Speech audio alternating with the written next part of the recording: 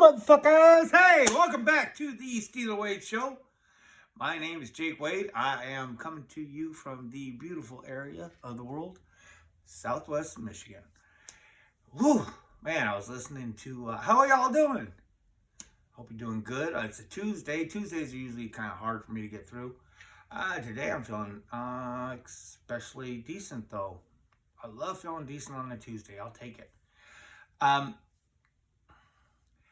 Man, it was like, I know, football, but was like April the longest month ever?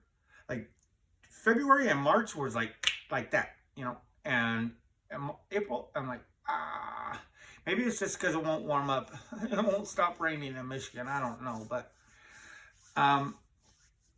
I welcome you all. If you, well, I'm not gonna, hey,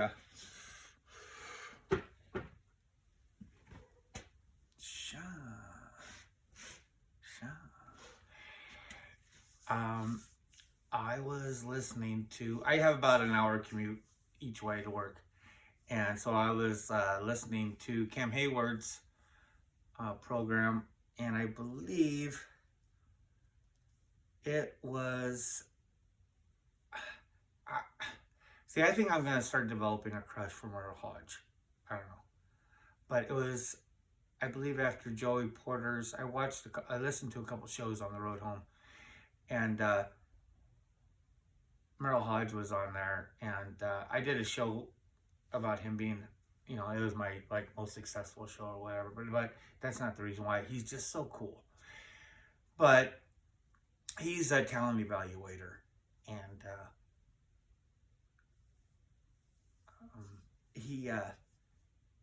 they said something about, you know, it's always, he said, beauty is in the eye of the beholder. That's a common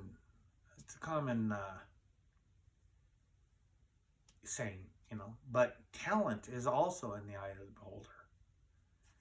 And it really started to make me think about this rookie minicamp that's coming up, and especially these undrafted free agents that we picked up. Before I get into that, because y'all know I've been telling you over and over that I believe that the Steelers will end up having 1 to 3 undrafted players really make some kind of difference for us this next season. And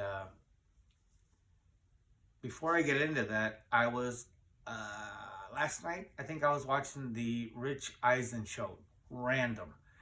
He's not somebody I follow.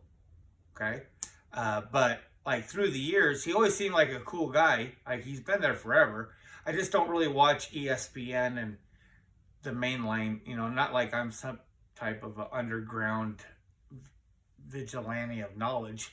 It's just that I just don't watch that. You know, and but you know, you'll see clips here and there, and he's always been cool. He's a cool guy. You know. Losing his hair, keeps it tight, has a tight beard, just is what he is. He seems like he's a cool fella, you know. So what he was doing was, this may have been a day or two old show that he was doing, but he was putting grades out on last weekend's draft. And he was doing 5. And I believe that his fifth top draft team was the Texans, but who cares? But his 4th best were the Cincinnati Bengals. Now, let me preface. I like that word, preface. And my wife hates it when I say the word preface, because that means it's going to take 7 to 10 minutes longer for me to tell her what she wants to hear. I love to bang on people. Man, every single day, I go to the store, I go everywhere, I go like bang, bang, bang. You know, I'm looking for somebody with some other stupid colors. You know what I mean? Looking. You know, I do it. You know, we'll go, and then we'll grin and smile or whatever later, whatever. I don't care. But I love it. And I've appreciated it on so many different points. I mean, your clique, I guess, or your team, or your area, or your hood, or your bikers versus skaters. You know, we all have, you know, these things that we're just like, we bang on the other ones, you know what I mean? And I love it. I've said it before, one of my top 5 Pittsburgh Steelers of all time was a Joey Porter. Because nobody can trash talk like him. He was like art. Just, he was just such a Pittsburgh Steeler. He was such a Pittsburgh Steeler in my heart.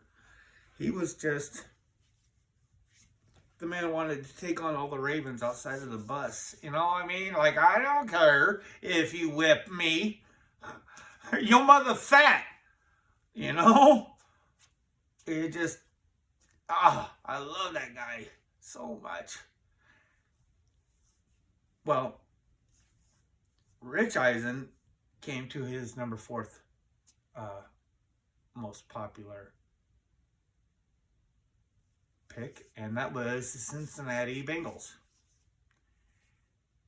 And he's gone through these different, you know, things that he likes and stuff like that. And he says, he shows the, I think it's, I don't think it was 8. I think it was 7 picks. And he says, now, what I'm really, you know, like happy, oh my gosh, I'm happy about with the Bengals is they realized the number one most important thing that they need to do is they needed to draft players that know how to win in Ohio. So they drafted 2 from Michigan. The kicker, and DJ Turner, the cornerback. Banging. I swear, Michigan should all be Steeler fans. I know Lions are cool. You know, I don't... NFC, how good can you be if you're an NFC team? You know, really, I mean, as far as respect. So they get that big fat balls to sign Gibbs and let Swift go back to his hometown. Like, you don't think things are happening? I mean, they know what's up. People be, but I mean, with how much this state despises that state down there, like, you know, I'm going to end up being next year. You know, you hear me talk about Arkansas. I love me some Arkansas football. But I guess I'm the biggest Wolverines fan come this year. And I have got to start learning about stuff about Michigan. All I know about Michigan is that I like it when they run. I like watching Michigan run the ball. You know, I don't know who their running back was. I knew who their center was, and I knew who their tight end was.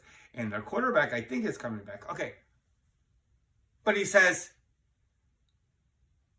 you have got, the most important thing the Bengals have got to do is you have got to draft guys that know how to win in Ohio. So it's good enough I said it twice.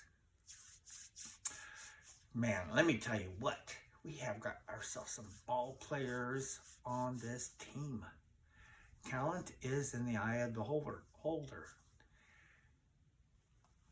I'm going to tell you a little something that I seen. I'm no football guru. I don't have, you know, that eye that some people do. But I do know men. Let me tell you something about our 7th round draft pick. I can tell you this. Corey Trice Jr. is a bad man. Now, I know, now, bad doesn't necessarily mean wrong. It's got a 50-50 chance of being wrong. Corey Trice Jr. is a bad man. I know bad men. I have sat down and I have ate dinner with murderers. I have sat down and ate dinner with what the world would consider horrible men, cop killers, um, $250,000 or $2.5 million laundry people. Laundry, you know what I mean? I mean, bad. I know. I have been around, and I've seen them on the streets. I know bad guys. Corey Trice Jr. is a bad man. Now, I like bad. It works out like 25% of the time, you know. And but Corey Trice is somebody I want on my side. I only have been able to watch him a little bit of his play. It seems like I've been having a hard time watching him. For some reason, I can't just get it together. Like, each time I try to do it, it just doesn't work out. Like, he's not there. Something, I don't know. Like, all I can find is highlight shit. Whatever. But this guy is like he'd hit you with the pipe. He'd hit you with the pipe and make sure that the threaded end is on the outside so it catches just a little extra. This guy is a Steeler. We stole this man from the Ravens. I'm going to put it to you like that. If you all know AFC North, if you know, we stole him from the Ravens. This dude is awesome. I can see it in his eyes. I can see it in his cheeks. I can see it in his mouth. You know, this guy, he's going to do something. Or he'll shit the bed. It's going to be one of those kind of things. You know what I mean? Because he's bad. I mean, and I like it a lot. I like it a whole lot, you know. So, I'm excited about him. I'm excited about all these draft picks. Man. You know what I was also thinking about was,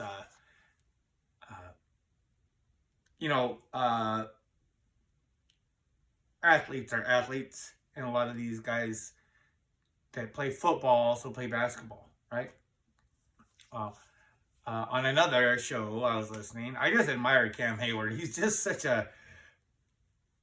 he's so cool. You know, I mean, just what he's doing, you know, for the fans and for us. And please check out his show. I mean, he's just such a darling man. I just think he's darling, you know, and I'll be the only motherfucker in this entire world that just thinks he's, I don't want to pinch his cheeks, you know? And he had Pat Fryermuth on. And, Fryermuth, he's a big boy. You know, I was counting it all up. We have almost like 26 feet of receiver with Washington, Muth, Pickett, and Robinson. Like 26 feet. The goal in the red zone next to your dicks. Mecca! 26 feet of man. Oh my God, got a little Calvin Lawson going. Oh, it's going to be so much fun next year. So, like, Muth, he's a ball player. He likes, you know, he'll straight up say, I'm the best basketball player. I don't know dick about basketball. He's the best basketball player on the team.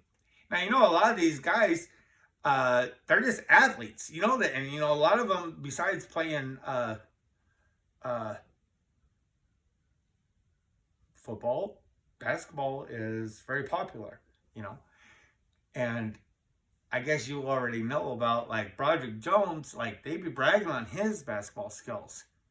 You know, like, he could have done this or he could have done that. I don't know about playing in the NBA. That's a thick-ass man to be, maybe Shaq times 2.25, you know. I am looking forward to seeing. I hope somebody can get some video, like one of you Pittsburgh locals. If any of you watch the show that are Pittsburgh locals, it would be really cool if you guys could get some video, not for me, just for yourself, whatever. If you could find video, can you imagine when it's going to be a 3-on-3? Like, I don't know shit about basketball, but like Broderick, Jones, and Moot. Huh? Okay. Hold that excitement. Now, can you imagine what's going to happen? And I'm going, dude. I have got to find a way to go to Latrobe. Broderick, Jones, and Cam Hayward when it first goes wrong. Man, I want to be there that day so bad. I mean, Cam, you know, he like a fight, you know, and Broderick Jones, he looks like he's not gonna tell you he's gonna, and man, it's gonna be awesome. All these different little dealios and stuff like that. You know, one of the big things that I complained about, I gotta check one thing.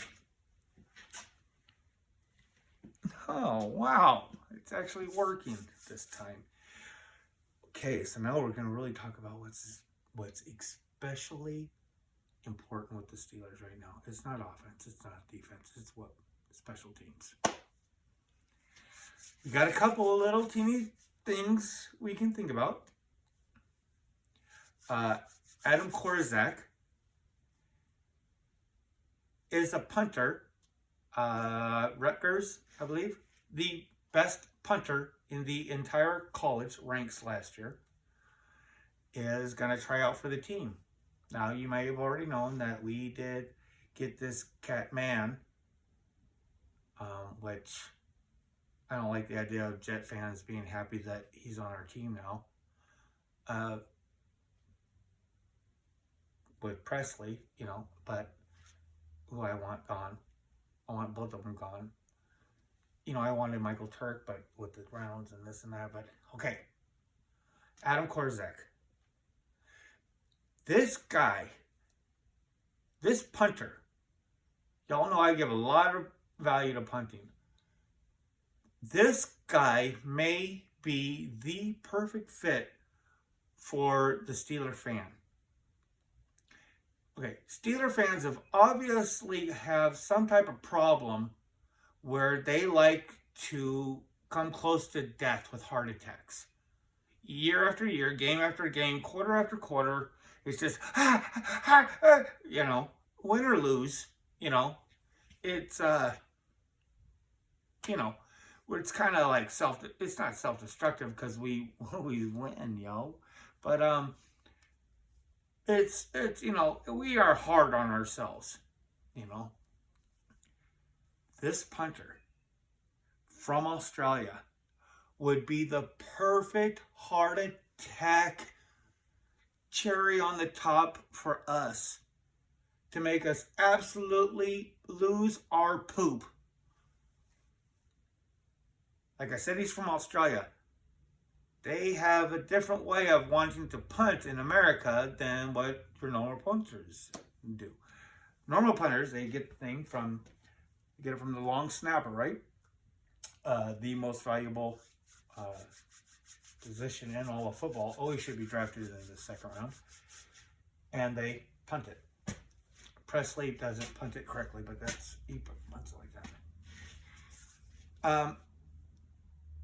These blokes, I like how I've been holding off to the M word, so I haven't said it a second time yet, but I said bloke today, so I'm getting definitely very culturally diverse. You got this offense coming this way, blocking the punter behind them. You got this defense coming this way. Now, normally, the punter will get this ball and he will punt the ball. Get it, grab it, punt it. Not this crazy guy. No, he wants to get the ball and start running a couple steps towards the people that want to kill him. This way. Like, they're coming this way, and he wants to go this way. And then he kicks it. Farther than anybody. Be still, my heart. It's actually pumping. I wish for this to be one of my 3. I want this punter so bad. Like, I used to push and talk about wanting Michael Turk, but I just didn't think we would fall in our 7th round, you know. And this guy was a viable. I remember watching him before, but I was like, you gotta have your best. You just have to. This guy, you gotta really have. You gotta. It's a gamble. He's not, he's badass, but I mean, it is straight up a big gamble. But, that's why I couldn't really hardly mock him, like I'm a mocker, you know, but like I couldn't really hardly mock him, you know, because he's like, he's a very rare breed. And, I didn't watch too much tape on him before because I didn't want to fall in love with anybody. And now that he's going to come to the camp, it could be magical. Magical. I hope it is.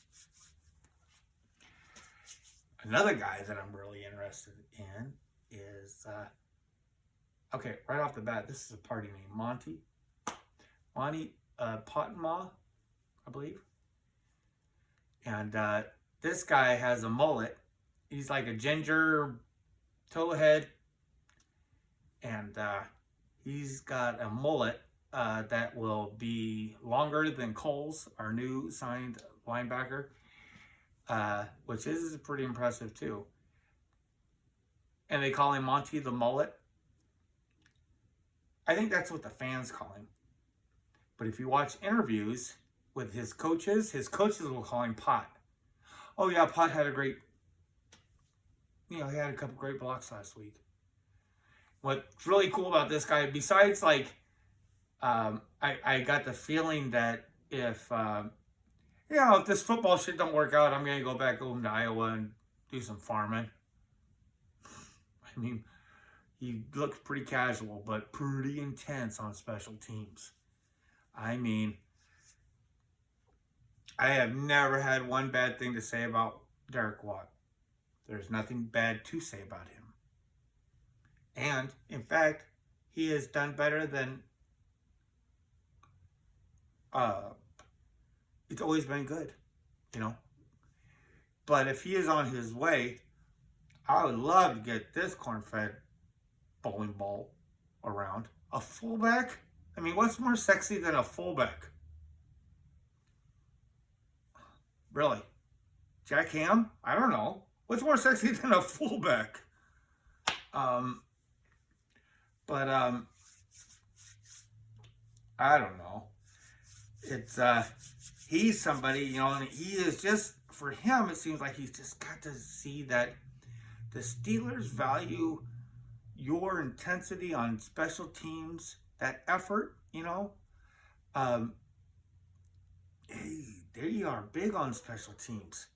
Now, they put a lot of odd value in it. Like, it's standard to us, but I have a feeling that the value system that the Steelers place on the way that men play special teams, or want, or desire, or tenacity, or effort, I think we do it differently, and that might be hard to see from being on the inside.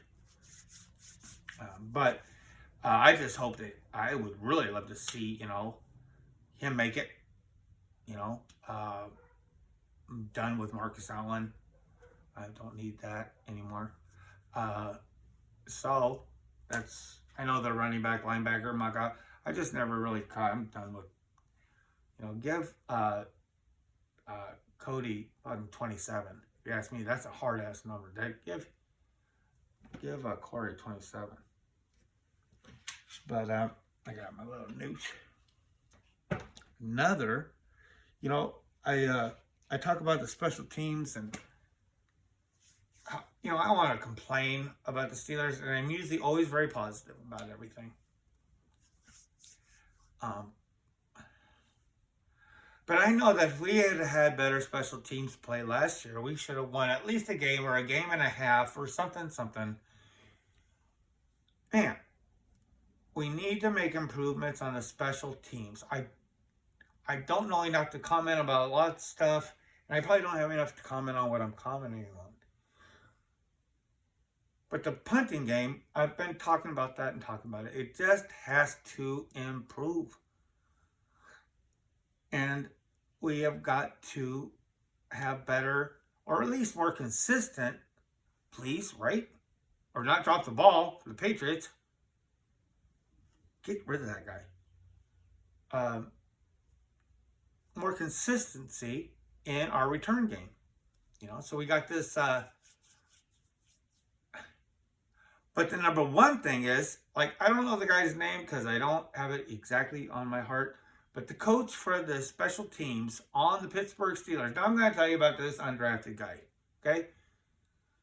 And I moan about our special teams, and I don't like to complain about the Steelers, and this is probably one of the very rare times you'll hear it. Our special teams coach has been around for a long time. Dude, retire. Because you are in charge of getting an organization to go out there for one play, to do one thing. And for us to be as penalized as we were on special teams is, I do not, except for him being there this long, there's no way those players are that bad. I can't accept it. I cannot accept that all those players are that bad, that they're all on so messed up and but still on your page, that they're still creating all these penalties. I mean, but so we got this Jordan Byrd. They call him a wide receiver. I didn't really see him catch much. The little that I've seen. He looks like a running back. He's a little guy. He doesn't look like a real good running back. But in the special teams department, he definitely has a good eye ahead of him, because his moves that he makes when he's doing returns for around 20 or 25 yards, the moves that he makes, they're not real drastic moves. Well, they're not like ankle breaker moves. They're very smooth. Like, he already seen what was going to happen ahead, what you want to see with the receiver. And what I like about the idea of bringing on somebody like this for this position, look, I'm not trying to put a value system on people necessarily, but what I'm going to do is I'm going to put a value system on people. I've always felt that a return specialist has such a high amount of percentage. I don't even know it's true, but it's so violent. It seems so easy to become hurt. Yeah, we decorate these men that have the balls to play in the slot and go in the middle and just get the shit beat out of them, Well, now when you're talking about the return game, you're talking defenses and offenses are kind of going in the same dealio. These guys are going this way, And if it's just this one play that's happening out there, I would much rather risk an undrafted rookie to do this, if he's good, rather than somebody like Calvin Austin. I wouldn't even want to take the chance with Calvin Austin. I've already waited a year for him. I wouldn't want to take a chance on a preseason game where somebody didn't like him in college and takes a cheap shot. Or something, the ball isn't round. It bounces funny ways and people get hurt. And I don't want to see that again for a second time. I want to see him in the wide receiving room. I don't even know if that's a consideration. I would imagine it would be consideration as a return person because he's probably like 4 or 5. I would say he's like number 5 in our wide receiver room. I put him behind Robinson. I mean, I put him, well, obviously, but I put him behind Miller. So I think he's number 5, but still, I wouldn't want to take that number 5 out of our room. So, you know, they did get a couple other guys that are kind of come in. That the punter, he was just asked to come. The quarterback from Minnesota, I will say he looks very accurate. You know, I don't really know how to judge other than that. It was kind of fun watching the Minnesota team play. You know, they look like a pretty fun team to watch. And they did end up signing a center and a kicker.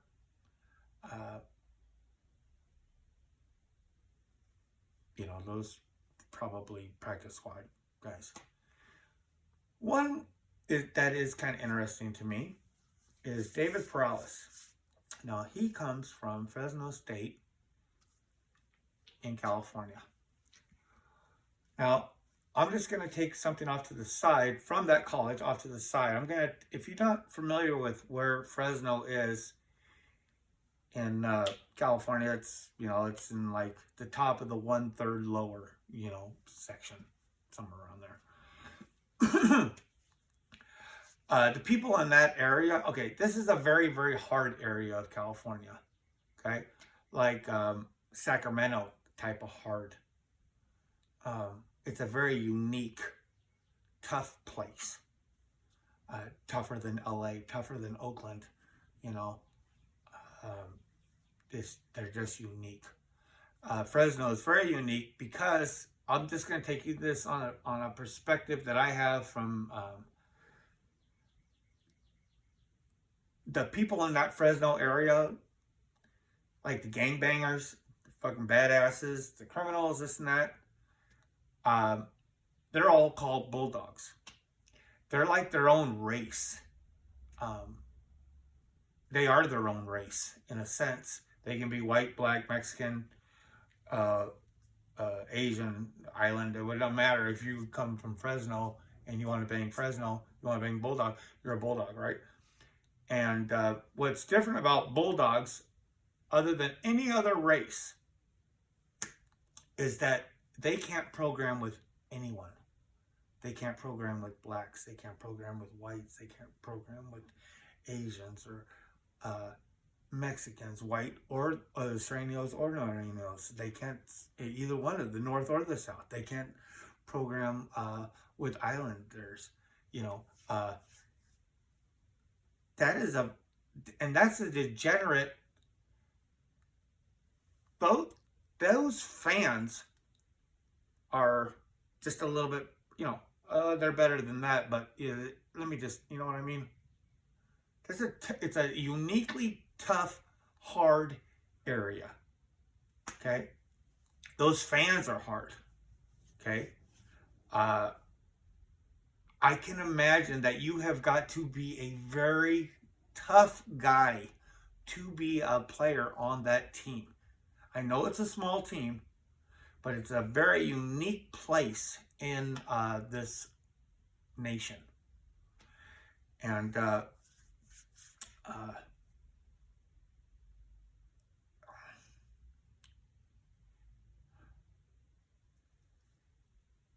they had a quarterback, Jake, I think his name was, and our draft picks weren't going to line up and this and that, whatever. But I was like he would have been somebody that I was very interested in. I watched just a little bit of him, and he looks like just a shithead. You know what I mean? And I'll take shitheads on my team sometimes. You know what I mean?